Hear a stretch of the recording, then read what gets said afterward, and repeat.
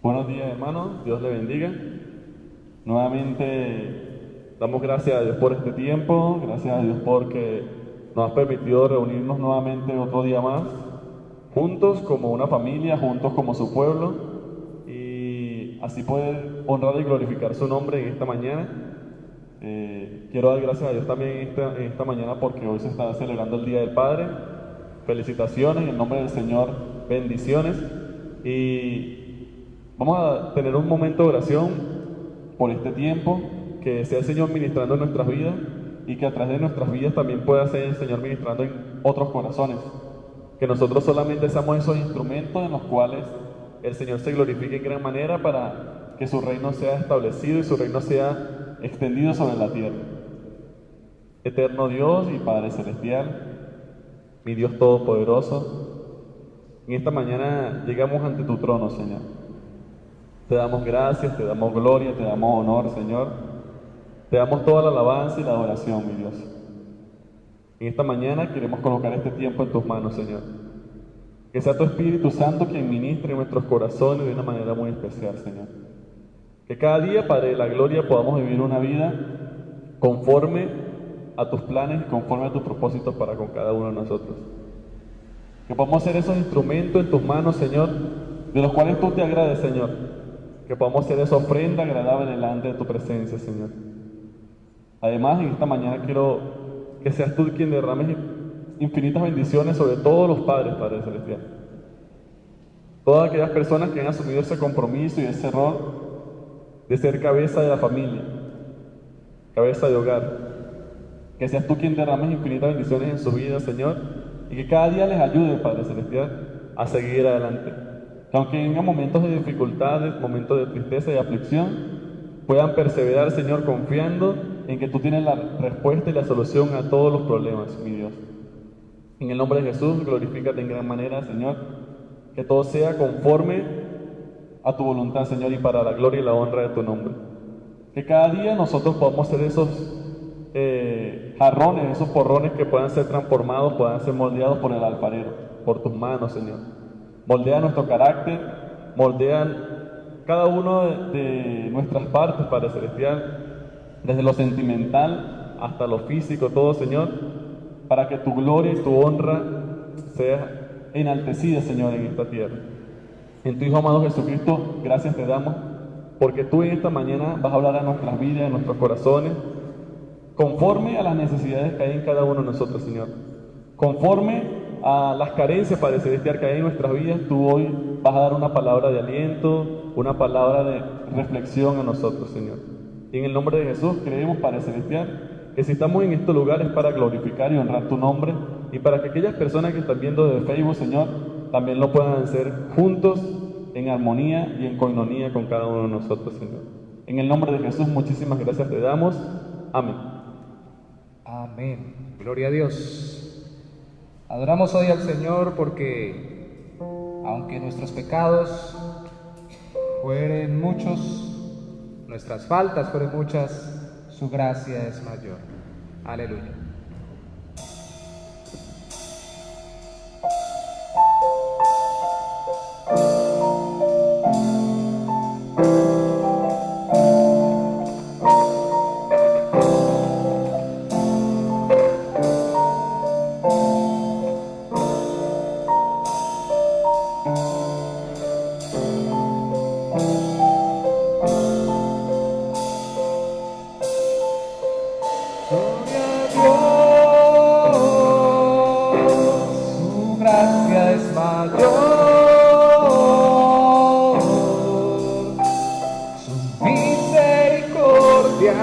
Hoy nuevas son, mis faltas son muchas, su gracia es mayor.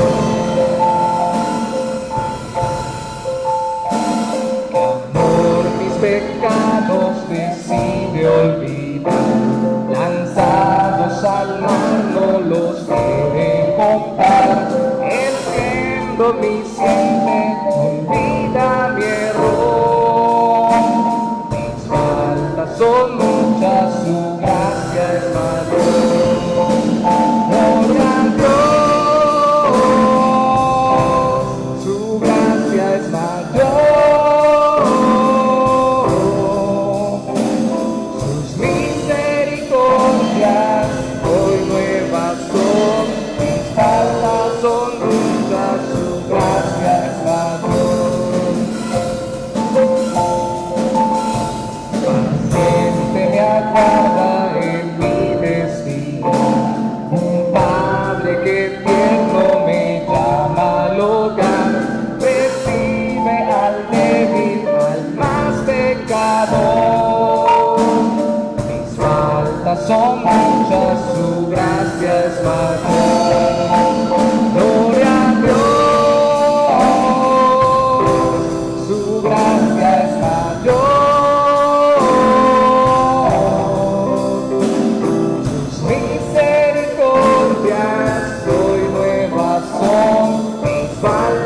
son muchas, su gracia es mayor.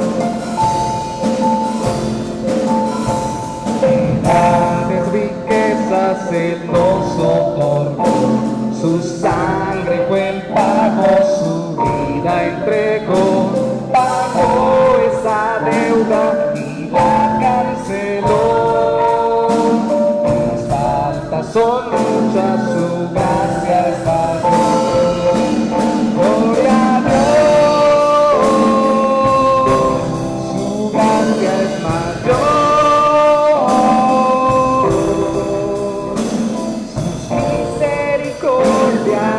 Hoy nuevas son, mis faltas son muchas, su gracia es mayor. Gloria a Dios, su gracia es mayor.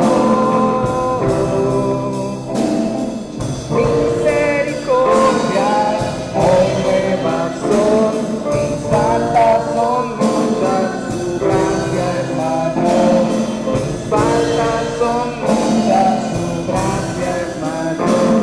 Mis faltas son muchas, su gracia es mayor.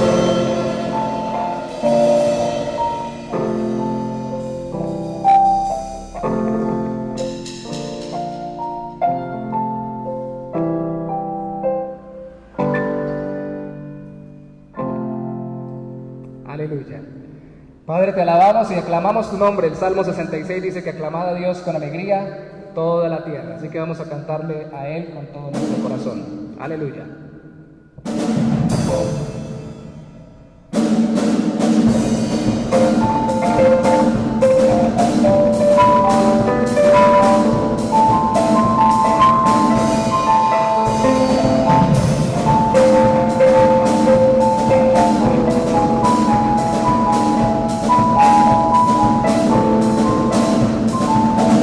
Amad a Dios con alegría toda la tierra.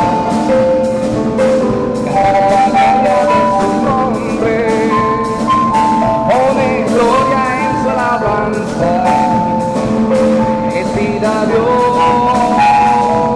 cuán asombrosas son sus obras, cuán asombrosas son sus obras, maravillosas son sus obras, cuán asombrosas son sus obras, maravillosas son sus obras. Toda la tierra te adorará, toda la tierra canta tu nombre, toda la tierra te adorará, toda la tierra canta tu nombre, canta tu nombre, canta tu nombre, canta tu nombre, canta tu nombre. Amad a Dios con alegría toda la tierra, canta la gloria de su nombre, pone gloria en su alabanza, decida Dios, cuán asombrosas son sus obras, cuán asombrosas son sus obras, maravillosas son sus obras, cuán asombrosas son sus obras, maravillosas son sus obras. Toda la tierra te adorará, toda la tierra canta tu nombre, toda la tierra te adorará, toda la tierra canta tu nombre, canta tu nombre, canta tu nombre, canta tu nombre, canta tu nombre, canta tu nombre, canta tu nombre, canta tu nombre, canta tu nombre. Toda la tierra te adorará.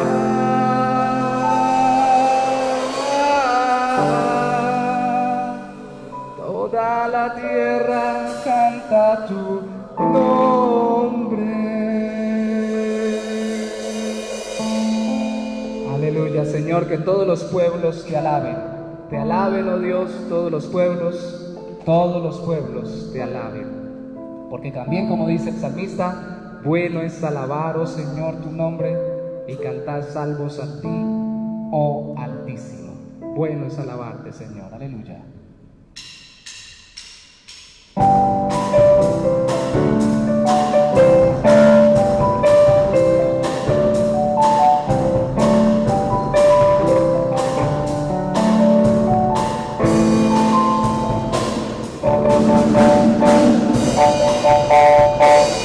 Alabado Señor, nombre, darte gloria, honra y honor.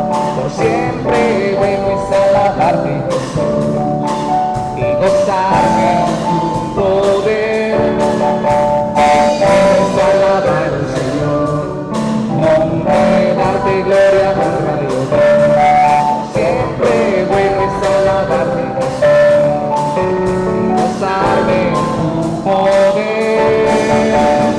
Grande eres tú, grande son tus obras, qué grande eres tú, grande es tu amor, grande es tu gloria, porque grande eres tú,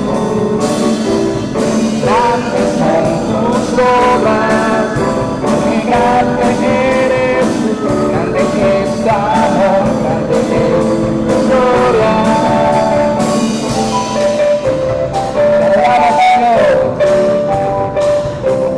Alabarte y darte gloria, gozarme, Señor, en tu poder.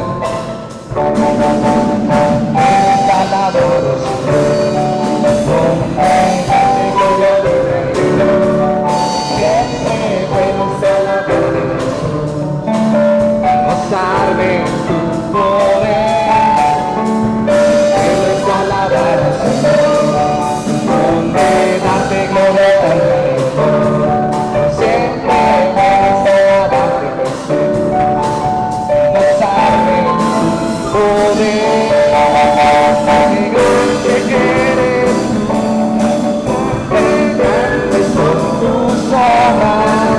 Porque grande eres tú, grande es tu amor, grande es tu gloria. Porque grande eres tú, grandes son tus obras. Porque grande eres tú, grande es tu amor, grande es tu gloria. Puedes alabar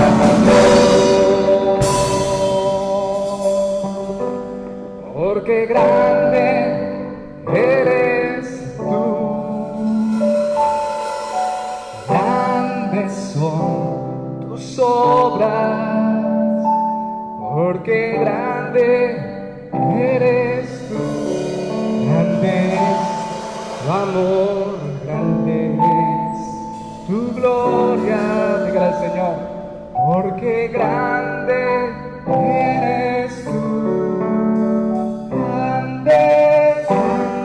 Son tus obras, porque grande eres tú, grande es tu amor, grande es tu gloria. Bueno es alabarte, Señor. Aleluya, Señor, es bueno alabarte, es bueno adorarte. Es bueno bendecirte, es bueno reconocerte, Señor, porque cuando te reconocemos, cuando te contemplamos, cuán hermoso tú eres, tu santidad, tu gracia, resalta nuestra pecaminosidad y resalta también, Señor, nuestra culpa. Pero al mismo tiempo, Señor, podemos verte cubriéndonos con tu gracia, con tu amor. Como cantamos en un principio, mis faltas parecieran que superan tu gracia, pero nunca es así. Siempre tu gracia es mayor. Sublime gracia.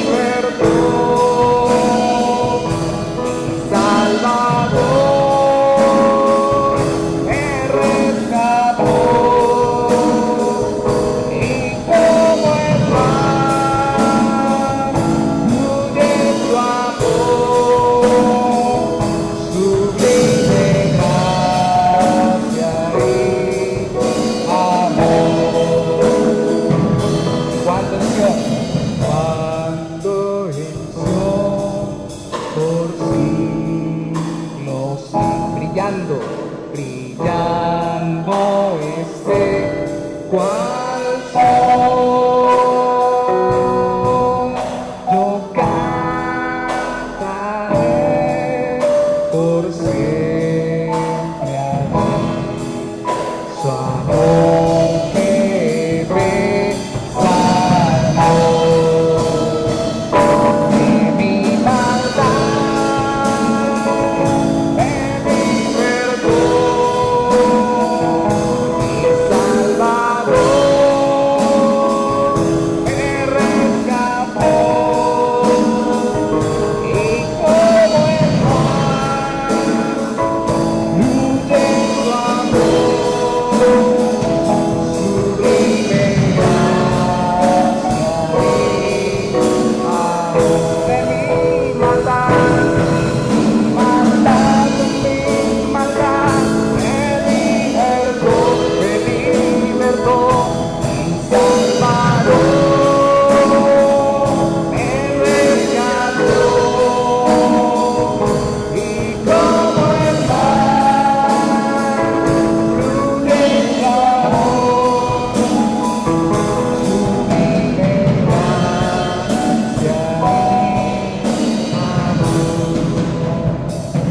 sublime gracia y amor,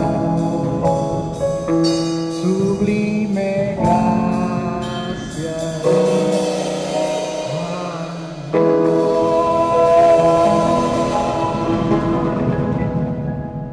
Aleluya, Señor. Sublime es tu gracia y tu misericordia es por los siglos de los siglos. Aleluya. Amén. De nuevo, bienvenidos a todos los que están con nosotros. Esperamos que hayan estado con nosotros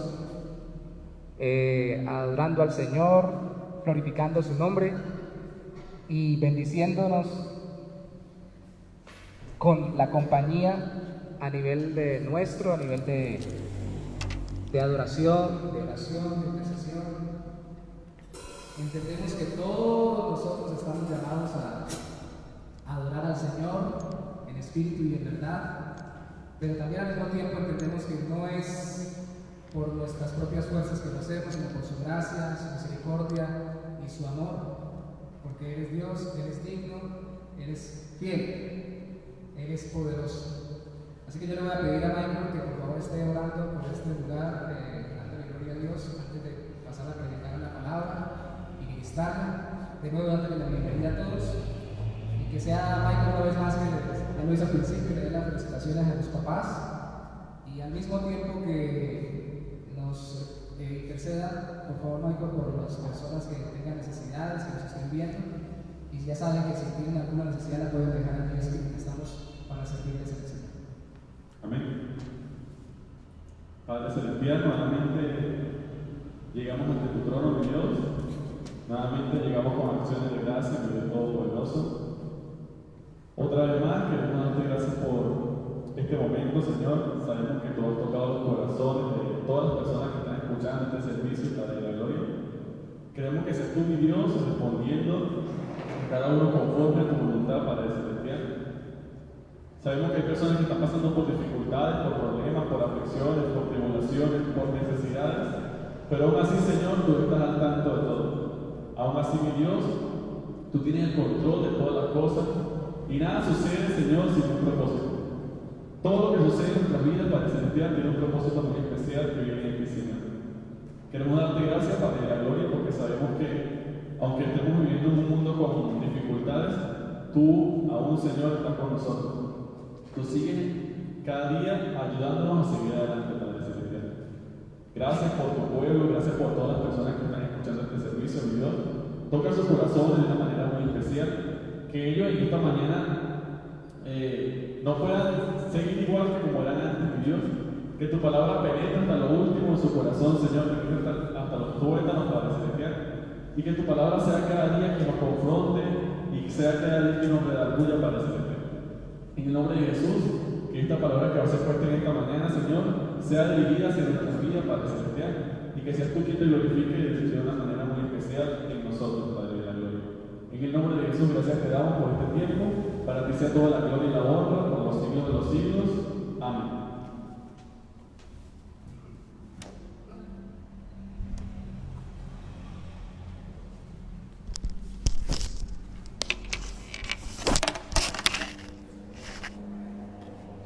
Gloria a Dios, qué pena.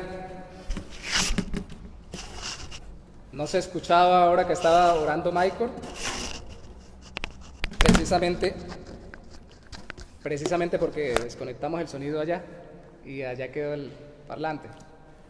Digamos que ya estamos restableciendo sonidos y pueden comentar. Aquí tengo yo el computador para ver si se alcanza a escuchar, para que el sonido quede más claro, más nítido. Entonces, de nuevo, bienvenidos.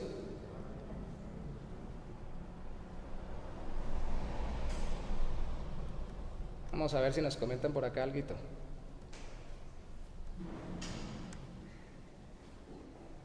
No hay audio, dijo Miguel Ángel. Sí, pero ya llegó, ya debe haber. De todas formas, igual pueden comentar a ver si se escucha. Qué pena, Michael, cuando movimos, no me percaté que al moverlo no se escuchaba usted. Pero ahora creo que ya se escucha.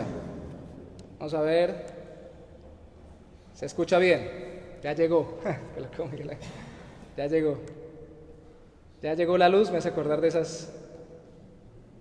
esas preguntas que hacíamos cuando estábamos niños jugando, cuando se iba la luz. Es una bendición hoy compartir la palabra de Dios con ustedes. De nuevo estamos en nuestra serie de Eclesiastés. Y bueno, hoy aquí los tengo directamente. Si alguien al final pone algún comentario especial, pronto lo leemos antes de terminar.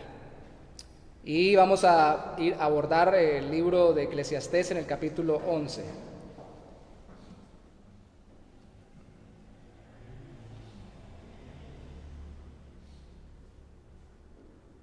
Eclesiastés capítulo 11, versículos 1 al 6. Eclesiastés capítulo 11, versículos 1 al 6.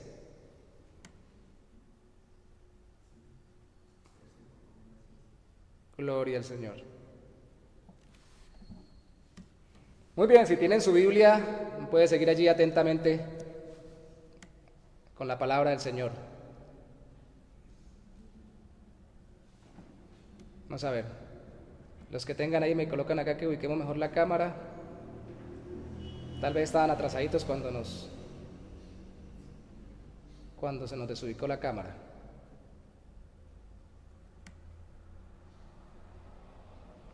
No, ya ahí se ve bien. Eclesiastés capítulo 11, versículo 1 al 6. Eclesiastés capítulo 11, versículo 1 al 6. Dice así la palabra de Dios. Echa tu pan sobre las aguas, porque después de muchos días lo hallarás.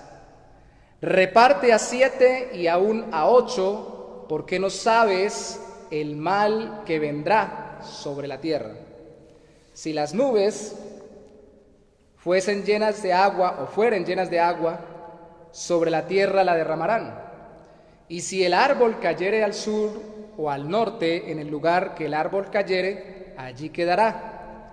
El que al viento observa, no sembrará, y el que mira las nubes, no segará. Como tú no sabes cuál es el camino del viento o cómo crecen los huesos en el vientre de la mujer encinta, así ignoras la obra de Dios, el cual hace todas las cosas.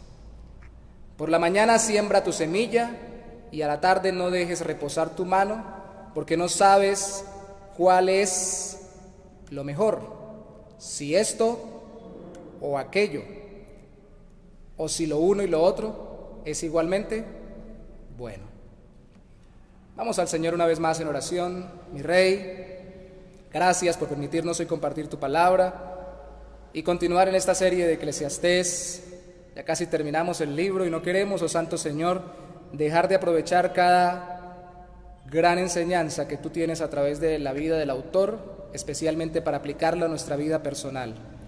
Que no se nos olvide, Señor, la condición de quien escribió, pero sobre todo, Señor, que no se nos olvide que tú estabas detrás, inspirándolo por medio de tu Espíritu Santo para nuestra condición actual. Nosotros no somos como el autor en el sentido de que no vivimos en su época ni sus mismas circunstancias, pero en principio, Señor, también vivimos en otra época rodeada por dificultades y con circunstancias adversas, especialmente con las circunstancias internas, las tendencias de nuestro corazón. Así que ayúdanos, porque aunque en esencia, mi Rey, como tu palabra mismo lo indica y el autor del libro lo resalta, el hombre fue hecho bueno y ha buscado diversos males. El ser humano fue creado bueno y se desvió en pecado. Y nosotros, oh Santo Señor, queremos volver a ti por medio de Cristo y vivir sabiamente y alegremente para tu gloria. En Cristo Jesús, amén. Bueno, hay una biografía de un personaje de la historia cristiana, David Brainerd. No sé si lo pronuncio bien, pero se escribe así, Brainerd, con D al final. David o David Brainerd o David Brainerd, que vivió en el siglo XVIII. Fue novio de la hija de Jonathan Edwards, un gran pastor reconocido a nivel de Estados Unidos y también reconocido como un gran pensador, como un filósofo. Pero fue un hombre de Dios.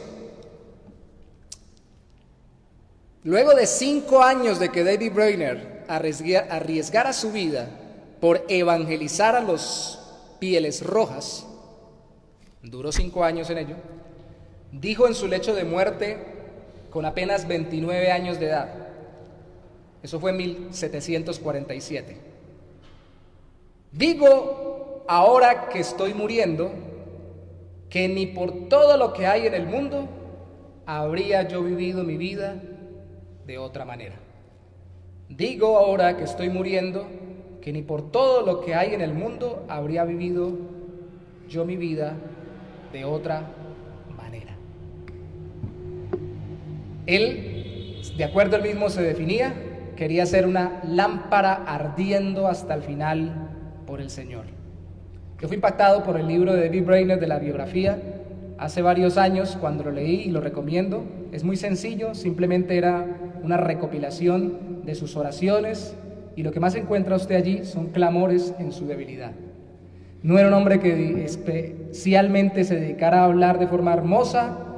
Sus libros no decían qué tan grande y talentosa era la obra que Dios hacía a través de su mano, sino que continuamente vivía clamando y pidiendo al Señor que lo usara. Y gemía y lloraba, y en su diario registraba cuando salía por el campo y duraba horas pidiendo, invocando al Señor para que Dios lo usara en favor de los Pieles Rojas, de las tribus a las cuales él se sentía llamado en Estados Unidos a evangelizar. Y resalto la vida de él porque corrió muchos riesgos, según el mundo y según el ser humano, porque realmente no tenemos nada asegurado en esta vida, no sabemos qué nos va a pasar. Pero a mí me llama la atención que la primera vez que a él lo vieron los Pieles Rojas, estaba él orando en una especie de claro entre unos arbustos y clamaba incesantemente muy cerca del territorio donde ellos estaban, o dentro de sus territorios, pero cerca de donde ellos se encontraban. Y él gemía en eso que colocaban los diarios, pidiendo por el alma de los Pieles Rojas, lloraba incesantemente para que Dios los sacara de su ignorancia en el sentido espiritual, que conocieran a Cristo, así como debemos orar por todas las personas, no solamente los que están en la selva, sino también los que están dentro de un barrio o los que están en cualquier lugar. Toda cultura está perdida sin Cristo, por más civilizada que sea y próspera según el mundo. Y él oraba y oraba y oraba y oraba, y lo que llama la atención es que alguna vez, cuando ya finalmente le abrieron las puertas los Pieles Rojas y dejaron que los evangelizara, le contaron que en esa ocasión ellos lo rodearon para hacer lo que ellos hacían con sus enemigos, y cuando lo rodearon no le entendieron nada, pero les llamó la atención que él lloraba y gemía y ellos sentían que estaba haciéndolo por ellos, y le dijeron no entendíamos nada. De hecho, durante mucho tiempo David Brainerd les predicó sin que ellos supieran el idioma inglés, que era el de él, ni que él supiera el idioma de ellos. Y él no por eso dejaba de orar por ellos y de predicarles hasta que fue aprendiendo.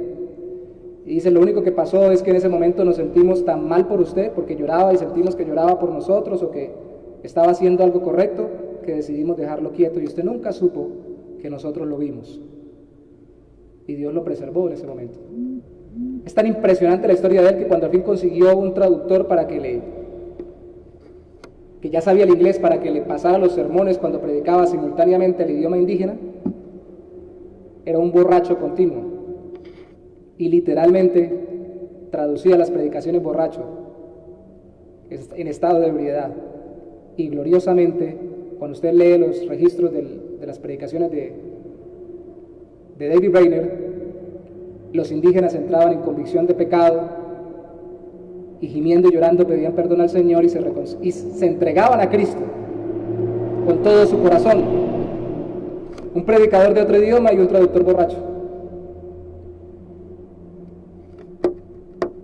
¿Qué es lo que está pasando que estamos esperando nosotros a ser los más fuertes, los más poderosos, los más talentosos, los más capacitados para poder hacer lo que el Señor nos manda? ¿Será que no actuamos porque nos falta fe? Recuerden, la fe no es la confianza en nosotros, es la confianza en Dios. Actuar con fe implica arriesgarse con la sabiduría que solo Dios da cuando entendemos que no podemos vivir paralizados por las circunstancias. Pues solo Dios sabe lo que sucederá, no nosotros. Y Él mismo, Dios, está con nosotros en todo tiempo por la perfecta obra salvadora de Cristo. Así que, ¿cuál es el temor? ¿Cuál es el temor de hacer lo que Dios nos mandó? Un hombre que fue impactado precisamente por el testimonio de David Brainerd, varios misioneros, terminó escribiendo, si no estoy mal, diciendo en una de sus charlas, confía grandemente en el Señor, emprende grandes cosas para el Señor. ¿Por qué no podemos hacer lo que Dios nos manda hacer? Somos muy débiles, ese es el material del cual Dios hace proezas a través de nosotros, cuando somos más débiles. Actuar con fe. Aquí el autor de Eclesiastés nos está diciendo en el primer versículo: pon tu pan sobre las aguas, echa tu pan sobre las aguas. Literalmente, alguna versión bíblica traduce: lanza tu pan sobre las aguas, porque después de muchos días lo hallarás. El primer versículo, tradicionalmente por una buena parte de cristianos eruditos de sana doctrina, lo han interpretado como que hay que ayudar sabiendo que Dios algún día nos recompensará cuando ayudamos. Es un versículo difícil, es un dicho de la época, no solamente al parecer de la cultura judía, sino de otras culturas, y como lógicamente era de esa época y de ese entorno cultural, se pone un poco compleja la traducción para nuestra época y nuestro entorno. Echa tu pan sobre las aguas. Pero como les decía, la primera tendencia a interpretarlo es como ayuda a los demás. El pan es provisión. Ayuda porque Dios te recompensará la ayuda que tú des. De hecho, Proverbios capítulo 19, versículo 17 dice: a Jehová presta el que da al pobre, y el bien que ha hecho se le volverá a pagar. Y alguien dijo: Dios paga bien. No como uno quiere ni cuando uno quiere, pero de que paga, paga bien. Y algún predicador escuché alguna vez que decía: no me den tanto, ni me colaboren tanto, ni me acicalen tanto, ni me traten tan bien, que me están quitando recompensas en la vida eterna, después de esta vida. Porque el Señor paga o retribuye tarde o temprano. Tarde o temprano Él nos recompensa por todo lo que hagamos para su gloria y el bien de los demás. ¿Está mal hacerlo pensando de una vez en la recompensa? Sí, si nuestro corazón está lleno de avaricia y de transacción mundana. No si sencillamente estamos esperando que sea Dios el que nos recompense en su momento y a su tiempo, porque eso es lo que Él promete. Pero ese texto habla de eso. Permítame dar la otra interpretación sobre echa tu pan sobre las aguas. Dicen algunos: o es una o es otra. O es poner semillas sobre aguas desbordadas o suelo húmedo pantanoso, o poner mercancía sobre el comercio marítimo o barcos que salen a la mar. La primera se basa en Isaías capítulo 32, versículo 20, donde se nos dice, a través del profeta: dichosos vosotros los que sembráis junto a todas las aguas y dejáis libres al buey y al asno. Indicándonos que era una costumbre de la época poner semillas, no pan, semillas, por ejemplo, en el Egipto antiguo en el Nilo cuando se desbordaba, para que cuando se recogieran las aguas, el suelo húmedo y lógicamente lo que ellos no sabían, las sales minerales del lecho del río, fertilizaran el suelo y la semilla fructificaran una buena cosecha. Y ya tenían confianza, porque era una costumbre antigua según Isaías 32:20. Pero entonces la palabra no sería pan sino semilla, y más abajo la palabra semilla aparece claramente, lo leímos en el versículo 6. Yo prefiero entender por el contexto que sí habla no de dar propiamente a los demás, que no está mal dar a los demás y compartir lo que tenemos, sino de saber usar lo que tenemos, pero no solamente en el cultivo que era común en esa época, sino en algo que era menos común para la mayoría de las personas, que era lo segundo que les comenté, poner mercancía sobre barcos en el comercio marítimo. Mercancía que daría para abastecernos y para vivir nosotros, pero encomendarla a la mar, para al terminar del viaje marítimo, recibirla y poder aprovecharla y comercializarla. Eso se basa en Primera de Reyes, capítulo 10, versículo 22. Y hay que recordar que Primera de Reyes, capítulo 11, por ejemplo, nos dice mucho sobre Salomón. Termina diciéndonos que Salomón entró en un estado en el que, por atender a todas sus parejas, tanto mujeres casadas como concubinas, que se casaron con él como sus concubinas, de diferentes pueblos, terminó adorando dioses paganos, de ellas. Pero antes de eso se nos dice todo lo que él hizo en sus proezas y la riqueza que acumuló. Y en el capítulo 10, en el verso 11, se nos dice: porque el rey tenía en el mar una flota de naves de Tarsis con la flota de Irán. Una vez cada 3 años venía la flota de Tarsis, que sería el sector hacia España. Algunos dicen que era propiamente un lugar de lo que hoy es España, otros dicen que terminó Tarsis significando todo lo que fuera al oriente de la tierra de lo que hoy conocemos como Palestina, del Mediterráneo hacia el occidente del Mediterráneo. Una vez cada 3 años venía la flota de Tarsis y traía oro, plata, marfil, monos y pavos reales.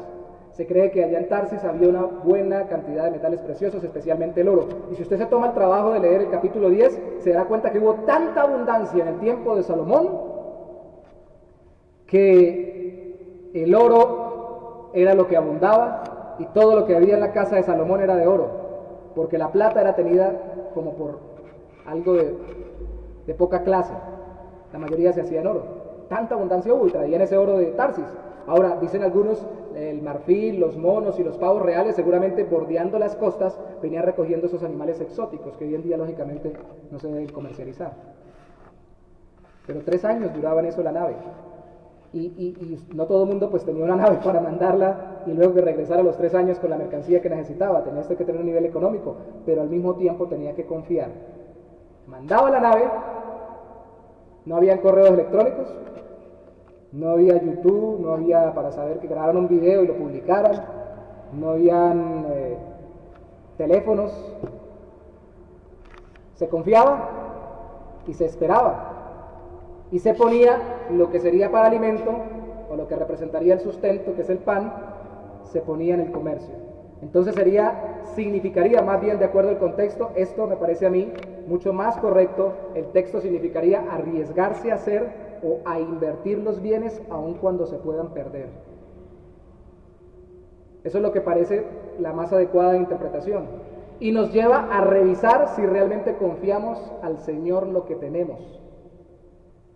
O nos pasa como una señora que alguna vez nos comentaron en mi ciudad natal, en Cúcuta, que acumulaba todos sus billetes y los colocaba debajo del colchón. Cuando falleció, los encontraron allí de vieja denominación, algunos mohosos y dañados. Y no somos capaces de invertir o de usar lo que tenemos porque nos da miedo perderlo. ¿Recuerdan que en el capítulo 10 hablamos mucho de la sensatez y la necedad? Y dijimos mucho que el necio hace las cosas como caiga y se aventura a hacer las cosas sin pensar y todo lo demás. Fijémonos cómo los extremos se tocan. No se trata de ser necios, salir a hacer las cosas con necedad, pero tampoco se trata de estar paralizados, que porque son muy sabios y no hacer nada, porque recuerden que al final del capítulo también se los llamaba al perezoso se le llamaba necio, al que no quiere emprender nada, al que incluso cuando siendo príncipe no se levanta a hacer lo que tiene que hacer, sino que se levanta en la mañana solo a banquetear, es decir, a la francachela y a la comilona, al disfrute y al goce, y no a aprovechar lo que tiene y a ponerlo a producir. No se arriesgaba. Eso también es necedad. Entonces, tanto el actuar tontamente y a la ligera, como el quedarnos paralizados y no emprender nada, a pesar de que podamos perder ciertas cosas en el camino, o muchas cosas en el camino, o hasta la vida en el camino, es necedad. Y aquí no se nos está mandando a hacer cosas que directamente nos vayan a quitar la vida, pero me hace acordar a mí de un dicho de mi tierra que utilizaba la gente cuando sacaba no sé si todavía existen las cartulinas para hacer rifas o sorteos. No promovemos las rifas ni los sorteos, pero decía la cartulina por detrás: el que no arriesga un huevo, no saca un pollo. Y nos quedamos cuidando lo que tenemos y no lo ponemos a producir. En la parábola de los talentos en Mateo 24, como es tradicional de Mateo, que era el recaudador de impuestos convertido al Señor, resalta las parábolas donde Cristo habla de las finanzas para hablar del valor de la vida en Cristo y de lo que tenemos que hacer con nuestra vida para su gloria, siendo fieles y haciendo su obra en el contexto en el que Él nos haya puesto. Y en esa parábola en Mateo 24 de los talentos, que a propósito, un talento era algo de mucho valor que podía ser para vivir durante muchos meses, y por eso siempre que vea talento no está hablando de talento de talentoso o de capacidades, está hablando de talentos, un tipo de moneda que varía muchísimo más que todas las demás monedas. A uno se le entregó 5, a otro se le entregaron 2, a otro se le entregó un talento. El que tomó los 5 los puso a producir, y cuando vino su Señor, Cristo dice en la parábola, le entregó otros 5. El que le entregó 2, cada uno se le entregó de acuerdo a su capacidad. Y el de 5 no podía voltear al mirar al de 2 y decir: yo tengo más, el Señor es bueno conmigo. No, porque se le dio de acuerdo a su capacidad. Tan bueno era Dios con el de 5 como con el de 2 como con el de 1. Y el de 2 no podía decir: ¿por qué no me dieron 5? No, porque se le dio según su capacidad. Pero al que se le entregó 1, si se le entregó 1 tenía la capacidad de ponerlo a producir. Dice la Biblia que cuando llegó el amo le dijo que no lo había puesto a producir porque entendía que el amo era muy tremendo, muy terrible, y le iba a demandar qué había hecho con ese talento. Era mucha plata. Y lo enterré, y aquí está.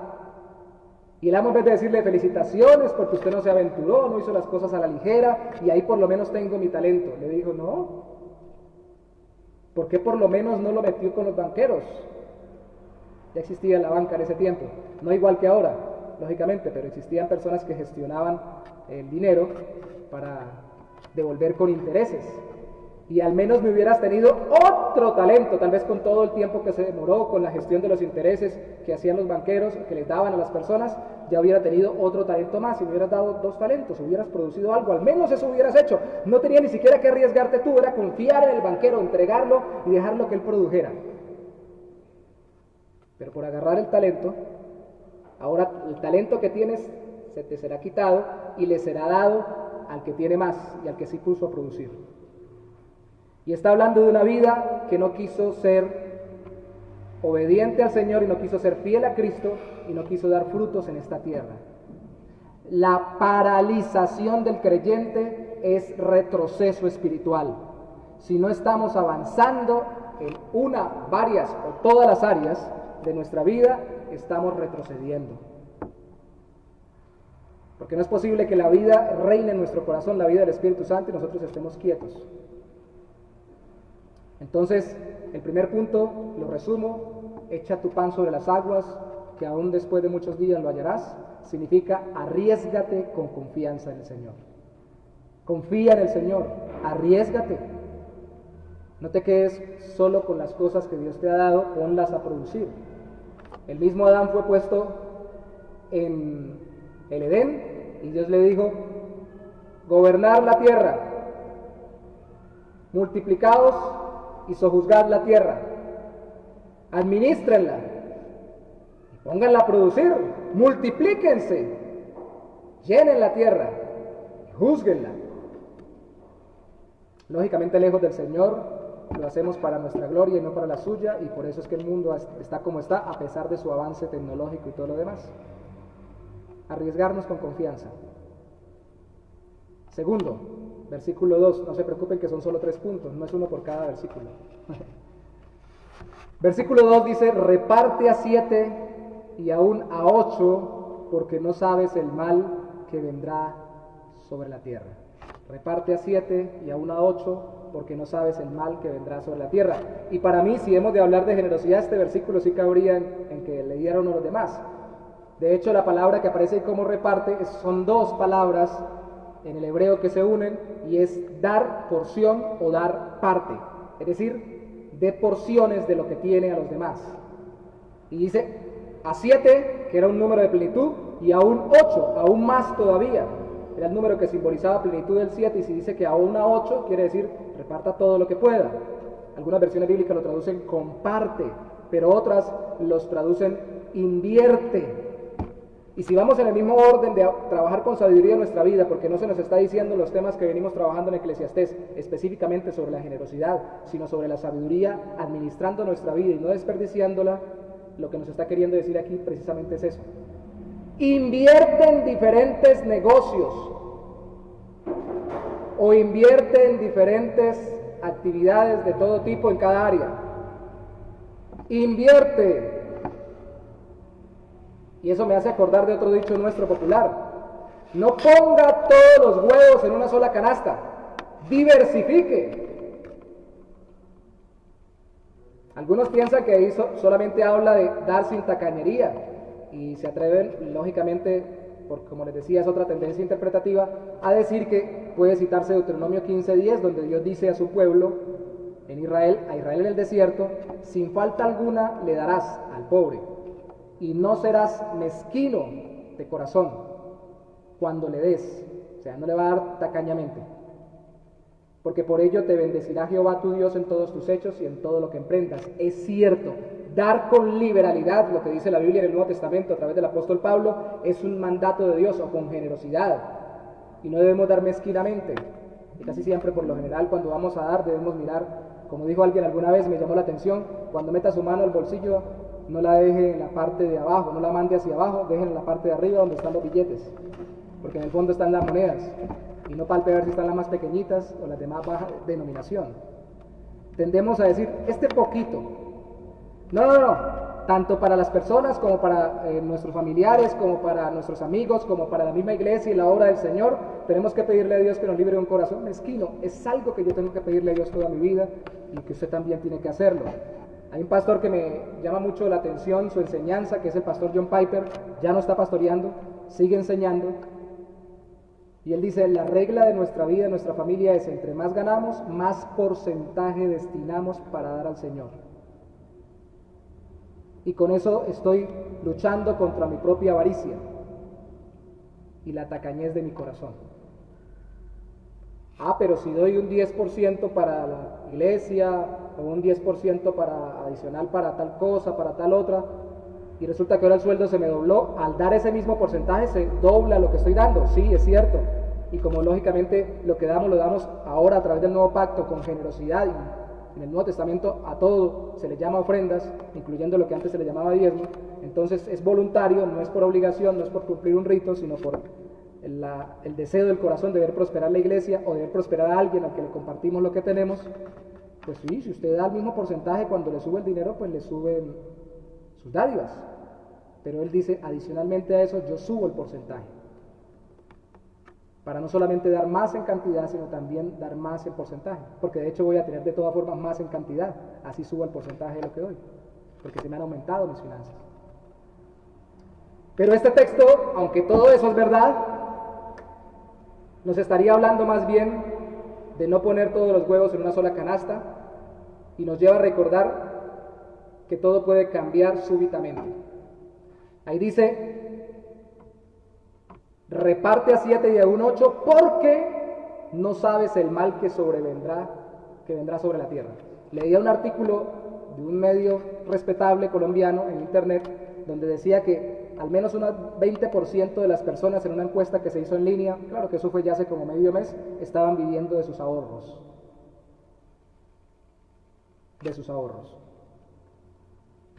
Y lógicamente tengo que resaltar el hecho de que hubo un viernes sin IVA, y yo no quiero cuestionar si usted realmente aprovechó para invirtiendo dinero para luego poder negociar con eso que compró en el viernes sin IVA. Sería un buen negocio, como lo estamos viendo acá, pero si simplemente las personas salieron en este viernes sin IVA a gastar lo que luego les va a faltar, porque estamos en un tiempo difícil económicamente, no están administrando bien, o no estamos administrando bien.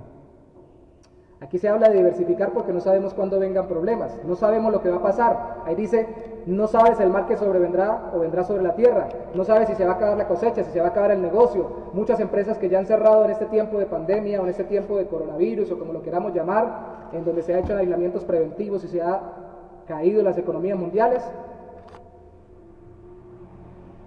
No son los más pobres solamente los que han quebrado o han cerrado negocios, han sido empresas también grandes, medianas, pequeñas, que no administraron para tiempos donde no hubiera la misma forma de ganar lo que estaban ganando.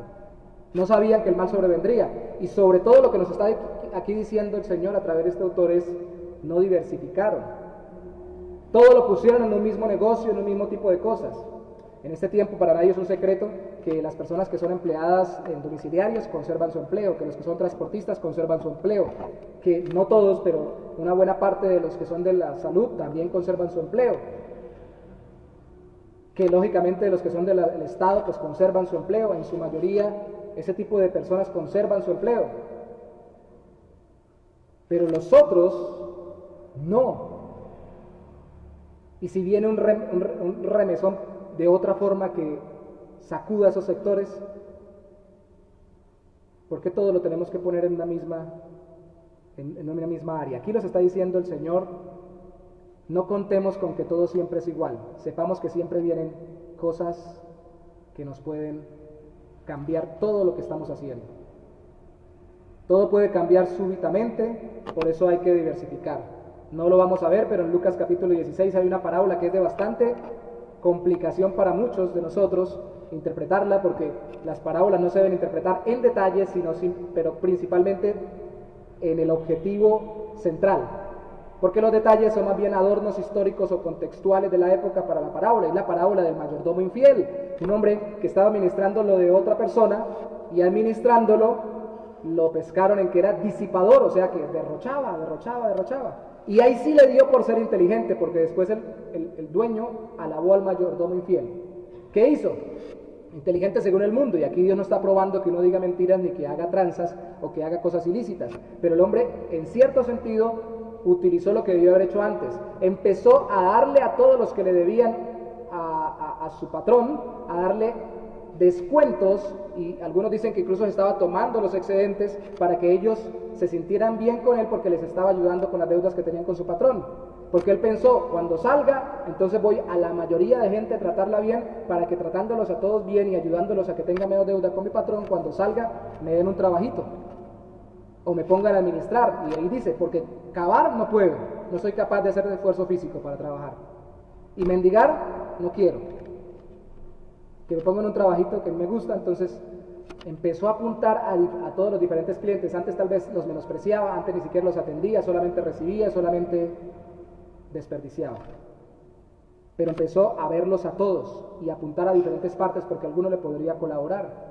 Cuando uno tiene diferentes clientes y trabaja con diferentes personas, uno todos los tiene que tratar por igual.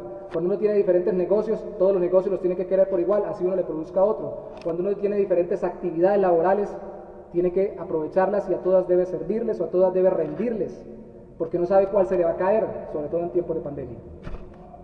¿Y cuál le va a quedar? ¿Ustedes creen, para los que nos ven por internet, que nosotros pensábamos que esto iba a pasar este año?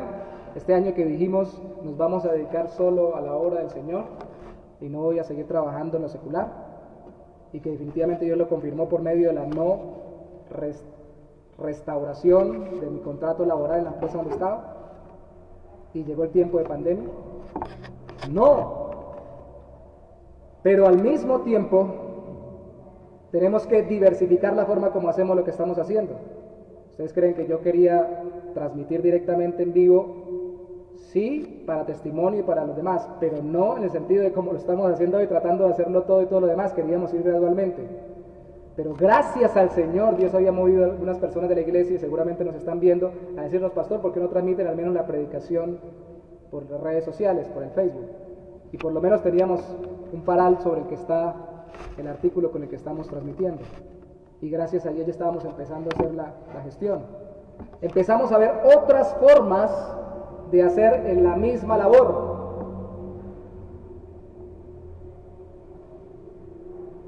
Hay personas que ni siquiera han invertido en su vida espiritual a esta época. ¿Quiénes están colapsando en tiempos de crisis? Cuando pierden lo material, aquellas personas que no invirtieron en lo espiritual. La Biblia dice que no, el ejercicio para poco es provechoso, le dice Pablo a Timoteo, pero la piedad para todo aprovecha. Le está diciendo Pablo a Timoteo, puedes hacer ejercicio, pero invierte también en lo espiritual. Después en la carta a los Gálatas le dice a los Gálatas, ustedes invierten solo en la carne y no está hablando del pecado, aunque acababa de hablar de la carnalidad o de la pecaminosidad del hombre, está hablando de la inversión solo en lo meramente terrenal. También inviertan en lo espiritual y les dice, denle o particípenle a todos aquellos que le enseñan, porque ellos le dan en lo espiritual, ustedes no le pueden dar en lo material. Y a veces nosotros somos capaces de comprar cosas que nos satisfacen en nuestro beneficio físico en esta tierra, pero de pronto nos queda difícil comprar una mejor Biblia, un libro para edificación, invertir en un curso o en un taller para conocer más al Señor, o simple y sencillamente invertir más tiempo caminando con Dios y buscando su presencia que el que invertimos en las redes sociales. Cuando así hacemos, llegan los tiempos difíciles y estamos quebrados porque no tenemos recursos espirituales para solventar tiempos de falencia material. Hay que invertir en todo, y eso quiere decir que el creyente solo se quede quieto, orando, leyendo la Biblia. No, haga ejercicio porque si no se queda pegado. Pero no deje de invertir en lo que más debe invertir. Entonces no puedo comer, solamente me voy a quedar ayunando y orando. No, invierta en comida. No, haga. Les acabo de decir que en mi vida personal veníamos hasta final del año pasado, por lo menos yo, trabajando en lo secular y a veces diversificado con algunos negocios particulares también, aparte del empleo en el que estaba. Y también en la iglesia, y tratando de apuntar a todo conforme Dios me diera la posibilidad de hacer, porque en algún momento alguna se iba a caer, y muy probablemente iba a quedar solamente con la que tengo hoy, el oficio ministerial, y Dios ha sido bueno y nos ha sostenido. Pero a veces confiamos demasiado en una sola cosa. No pareciera que viviéramos en esta época.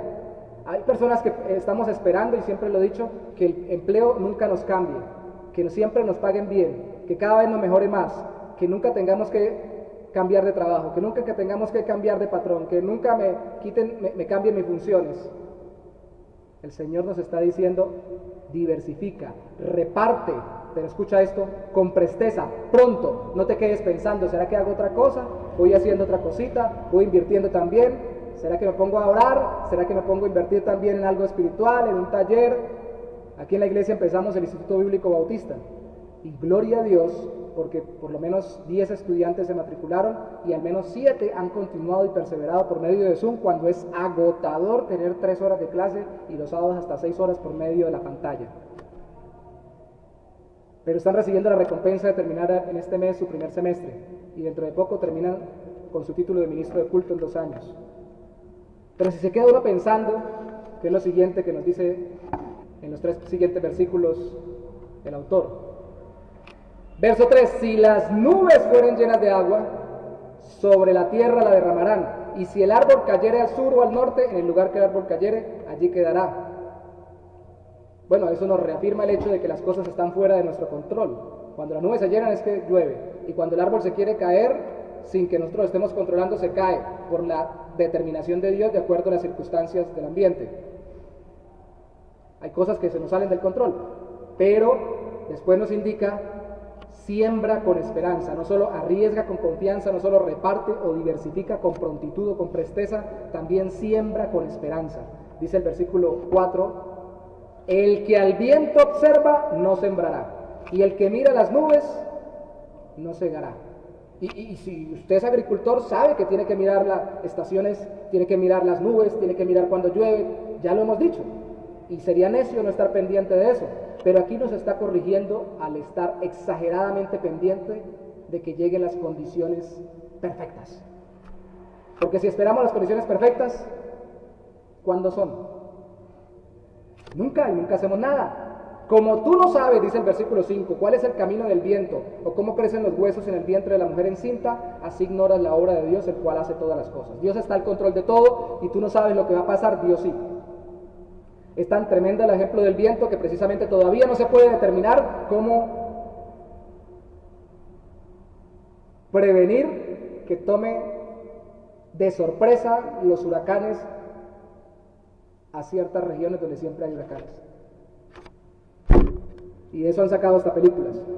Y es tan tremendo el ejemplo que Cristo mismo lo saca a relucir cuando habla en Juan capítulo 3 sobre el nuevo nacimiento, la obra del Espíritu de Dios que es soberana en el corazón de la persona para darle una transformación interna, para que se arrepienta de sus pecados y crea en Cristo, dice Cristo, como el viento. Tú no sabes de dónde viene ni a dónde va, pero sí puedes sentirlo, sí puedes ver las consecuencias, cómo mueve las cosas, cómo mueve los árboles, y puedes percibir su acción. Y así es la obra del Espíritu Santo, porque de hecho así es la obra de Dios, misteriosa, no nos dice todos los detalles. De hecho, aunque hoy conocemos mucho sobre la formación en el vientre uterino, todavía no sabemos todo como deberíamos saberlo. La ciencia es ciencia porque va conociendo cada vez más detalles que no conoce todavía a plenitud. Todavía recuerdo hasta el día de hoy, cuando estuve en una clase universitaria sobre la maternidad,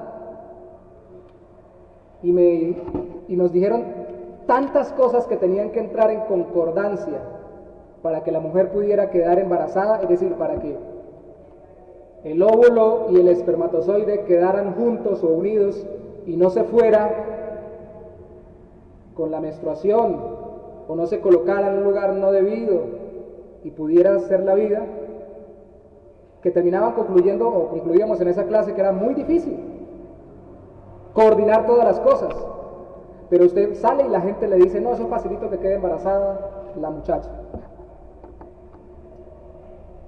Porque la experiencia nos indica que hay personas que tienen muchos hijos y que fácilmente se embarazan. Pero eso está dentro de la obra misteriosa del Señor, porque hay gente que tiene toda la capacidad económica, que tiene todos los argumentos físicos, y yo he conocido personas que no han podido quedar embarazadas, parejas que no han podido tener hijos, y han hecho todo lo posible y han ido a los mejores médicos, y no han sido capaces. No es que fácilmente cualquiera quede embarazada, o cualquier mujer, o cualquier pareja puede tener un hijo. Todavía sigue siendo un misterio porque los detalles de las cosas, aunque los conocemos más a fondo ahora por la tecnología, como los videos en 3D de las ecografías, mostrándonos a los niños, no tenemos el control sobre los detalles más profundos que solamente Dios controla. Por eso todavía sigue vigente lo que el salmista dice en el Salmo 139, mi embrión vieron tus ojos y en tu libro fueron escritas todas aquellas cosas que luego fueron formadas. Por eso es un misterio que le compete a Dios y a nosotros aceptar por qué nos trajo a este mundo, a través de los padres que nos trajo, a través de las circunstancias en que llegamos, en el sitio donde vivimos, con el contexto en el que nos desarrollamos, con las tendencias en nuestra contextura física, en nuestro metabolismo que poseemos y aún con las predisposiciones de temperamento que tienden a estar en nosotros. Solamente el Señor sabe por qué nos hizo así. Pero tenemos dos opciones: o lo aceptamos y le damos gloria y no nos paralizamos, sino que actuamos con lo que Él nos ha dado, o nos quedamos renegando diciendo yo no hago nada porque es que yo no quise nacer donde nací, yo no quise vivir donde viví, yo no quise tener los papás que tuve, yo no quise vivir el día de los padres, yo no quise tener la mamá que tuve, yo no quise tener los hermanos que tuve, yo no quise tener la plata poca que tenemos o la mucha que tenemos, porque algunos reniegan de eso. Yo no quise. Aquí está diciendo el autor, no sabemos la obra de Dios, pero como no sabemos las cosas que van a pasar, ni sabemos por qué Él hizo que pasaran las que pasaron en nosotros, no nos paralicemos pensando en ello, sino que nos dediquemos a sembrar, dice el versículo 6, o a hacer lo que Él nos ha mandado. Por la mañana siembra tu semilla, y a la tarde descansa. ¿Sí dice así el texto? Y a la tarde no dejes reposar tu mano. ¿Por qué? ¿Acaso el autor no quiere que tengamos descanso? Ya nos había dicho que dentro de la sabiduría está el descanso regular. Aquí lo que el autor está queriendo decir no es que no descansemos, está queriendo decir aprovecha todas las oportunidades para hacer lo que Dios te permite hacer, porque no sabes cuál es mejor, si plantar en la mañana o plantar en la tarde, si esto o aquello, si lo uno o si lo otro es igualmente bueno, o las dos, tanto en la mañana como en la tarde. Este texto del versículo 3 al versículo 6 se lo leí alguna vez del 4, al 6, a una pareja que estaban viviendo juntos hace muchos años y que estaban pensando, ¿me caso? No me caso. ¿Y si nos va bien? ¿Y si nos va mal? ¿Y si?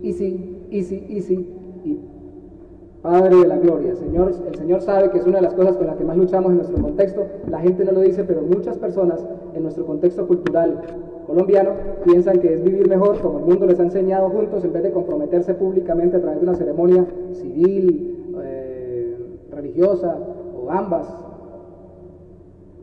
Porque dicen, así estamos bien, ¿qué tal que nos casemos y uno está bien y se casa y ahí sí peleamos y nos separamos? ¿Usted sabe que va a pasar eso? No. Y me acuerdo que era una persona de negocios y le dije, mire este texto. Y él me dijo, sí, eso lo aplico yo a mi vida de negocios. Había invertido en muchas cosas y diversificaba sus inversiones y era muy emprendedor.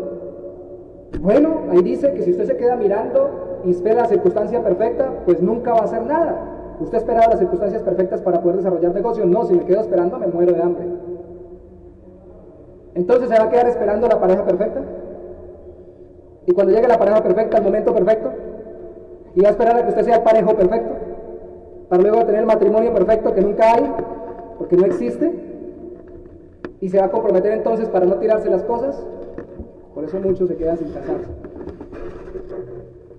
Muchos se quedan sin levantar un negocio que pensaron que podía ser bueno y que tenían la oportunidad y los recursos para levantarlo.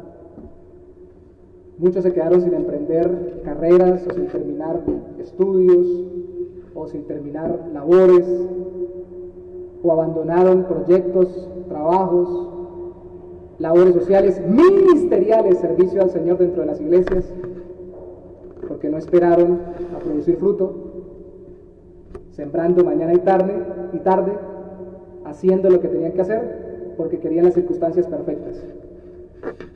Y hermanos, en el oficio ministerial sí que es cierto que las circunstancias perfectas no existen. No pastoreamos a los que estamos sirviendo en el ministerio, no pastoreamos a las personas que queremos, sino a las que Dios nos entregó. Padres que nos están viendo, no tienen los hijos que ustedes quisieran, tienen los hijos que Dios les entregó, y esos son los que Dios le ha dado para bendecirle. Y a esos es a los que debemos bendecir.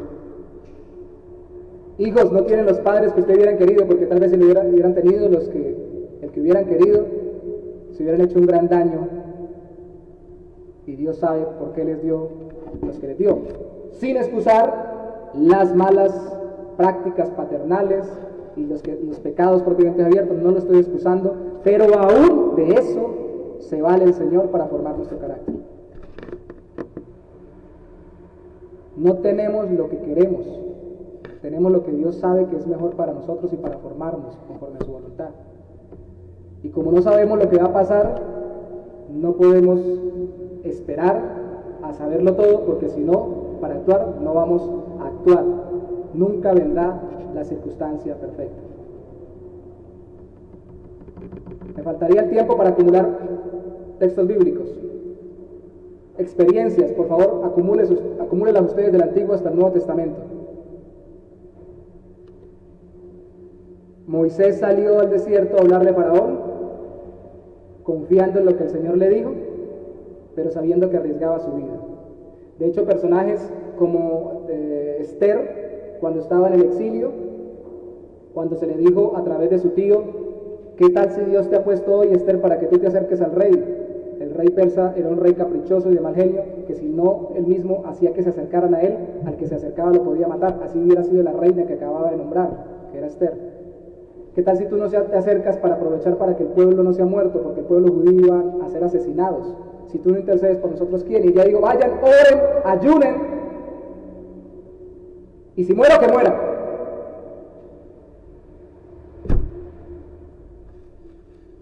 Pero estoy haciendo lo que tengo que hacer. ¿Eso nos está mandando a suicidarnos? No. Pero eso nos está diciendo que hay cosas que nosotros tenemos que hacer arriesgándonos en Cristo. No tenemos la vida comprada. Y si nos vamos a quedar quietos, nunca vamos a producir. Me cuestiona el hecho de que como iglesia no entendamos eso, somos tan quietos y eso se ve en este tiempo. Yo conozco congregaciones que se han formado de hermanos en familias, que se han trasladado incluso para reforzar una congregación de barrio, para ese barrio llegar a vivir y a formar una congregación hija, ayudando a los que están recién empezando a caminar con Cristo.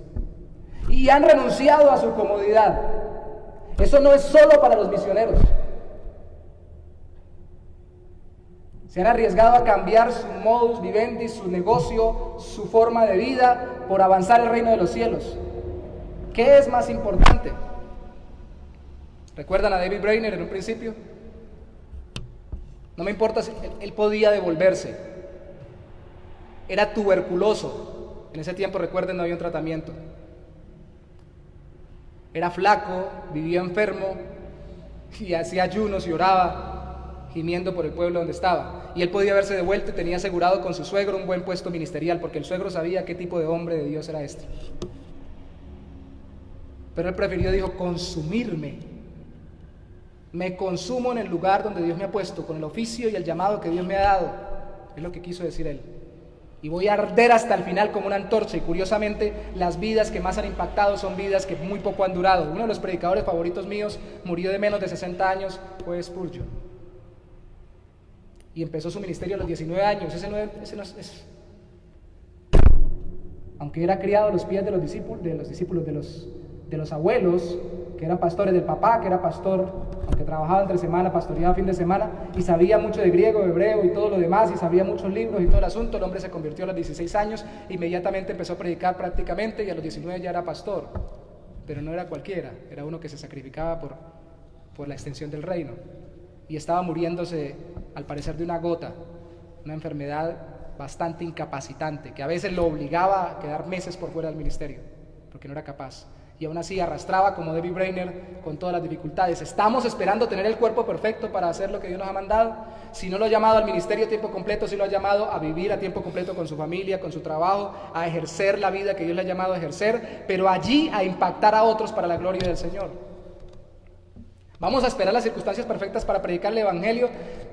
Mi temor, ayer hablaba con alguien que me pidió que en su reunión familiar internet compartiera y le daba gloria a Dios porque se están reuniendo como familia a orar por medio de internet hasta de varios países.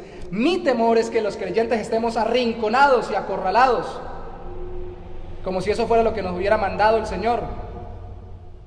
Pareciera que los creyentes no somos lo que fuimos.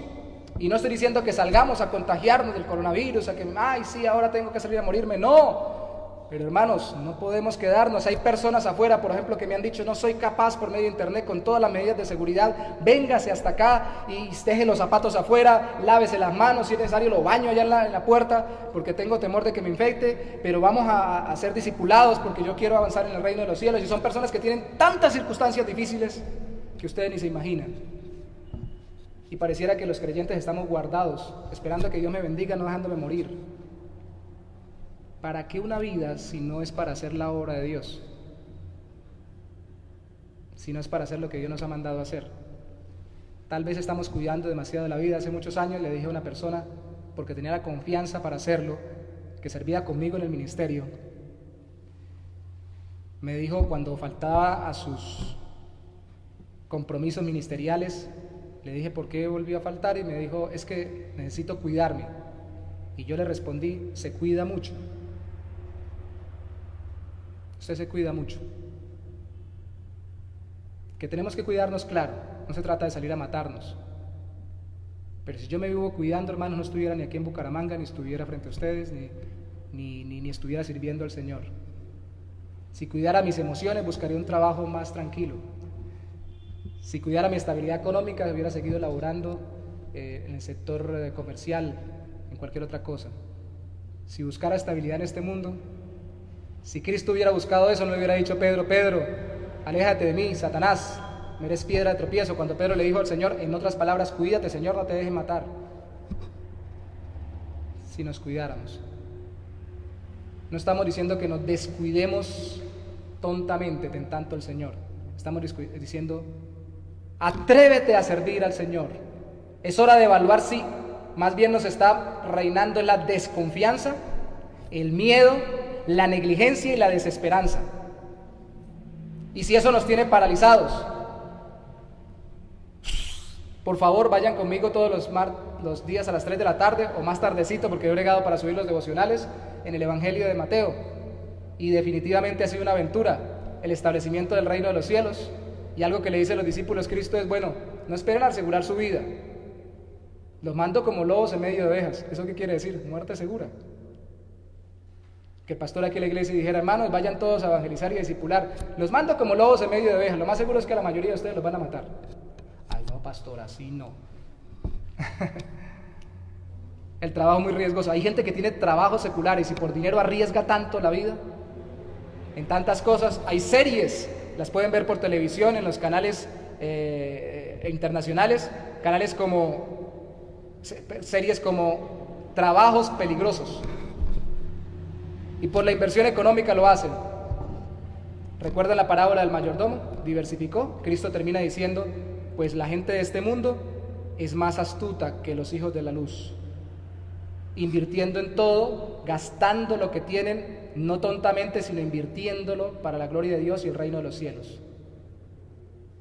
Si ustedes usan el dinero, las capacidades, los recursos, lo que tienen para bendecir a los demás, para la gloria de Dios, van a ser testimonio para poder predicar el Evangelio cuando abran sus bocas.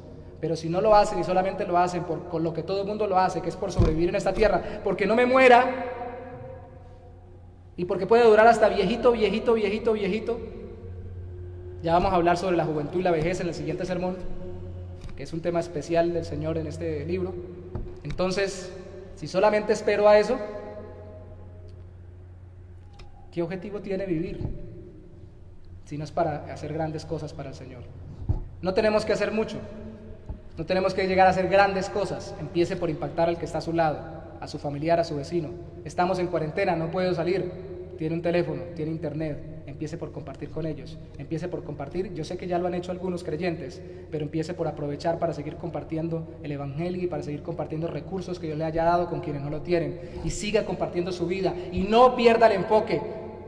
No, la palabra de Dios no está presa, la iglesia no está presa. No podemos paralizarnos.